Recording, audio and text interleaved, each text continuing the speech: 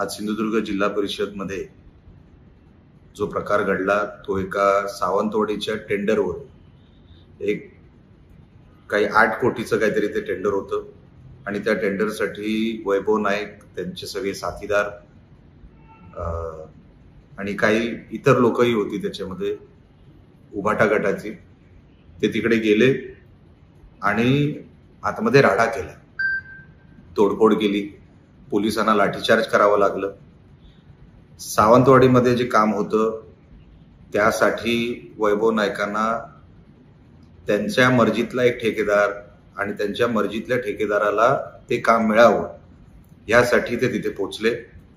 आणि जेव्हा त्यांना कळलं की आपल्याला टेंडर मिळणार नाही किंवा मिळत नाहीये, त्यांनी तिकडे धुमाकूळ घालायला सुरुवात केली। त्यांच्या कार्यकर्त्यांनी मारामारी सुरू केली आणि तोडफोड सुरू केली, जे बघून मग नंतर पोलिसांनी लाठीचार्ज देखील केला। एक आमदार या नात्याने आपण आता स्वतःला प्रश्न विचारणं गरजेचं आहे, एका आमदाराला हे शोभतं का? मी म्हणून माझ्या कुठल्याही स्टेटमेंट बद्दल त्यांच्याबद्दल जेव्हा मी बोलतो त्यांना मी एवढंच माझं म्हणणं असतं, ह्यांच्यामध्ये मॅच्युरिटी परिपक्वता कधी येणार? राजकीय परिपक्वता तर येणं शक्य नाही या जन्मात, पण व्यक्ती म्हणून परिपक्वता कधी येणार? आपण काय करताय?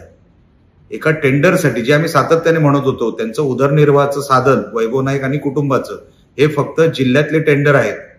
इतरांना टेंडर मिळत आहेत किंवा त्यांना मिळतील या भीतीपोटी ते आपल्याला मिळणार नाहीत म्हणून मारामारी करायची, राडा करायचा आणि समोरच्या इतर जे काही स्पर्धक असतील, इतर जे काही ठेकेदार असतील त्यांच्या मनामध्ये एक भीती तयार करायची की जर आम्हाला मिळालं नाही टेंडर तर आम्ही तुम्हालाही मिळू देणार नाही। हे वातावरण अनेक वर्षांपासून आपल्या या सिंधुदुर्ग जिल्ह्यात चालू आहे। आपल्याला म्हणून चांगले रस्ते मिळत नाही, हे जे ठरवणार तेच रस्ते होणार, हे ठरवणार त्यांनाच ठेके मिळणार आणि अशा या चौकटीमध्ये कचाट्यामध्ये आपला हा जिल्हा अडकलाय अनेक वर्षांपासून। यांचं उदरनिर्वाहाचं साधनच रस्ते आणि डांबर आणि या सगळ्या गोष्टी ज्या लगतच्या आहेत या व्यवसायासाठी, क्रशर असतील, खडी असतील, हॉट मिक्स वगैरे वगैरे, ह्यांचं अख्खं जे काय आयुष्य आहे, ज्यांचा पुरा दिवस फक्त या ठेक्याच्या अवतीभोवती जातो। आमदारकी कशाला हवी? कारण का मग ठेके मिळतील, ठेक्यावर उदरनिर्वाह, त्याच्यावरती राजकारण आणि बदनाम करायचं इतरांना।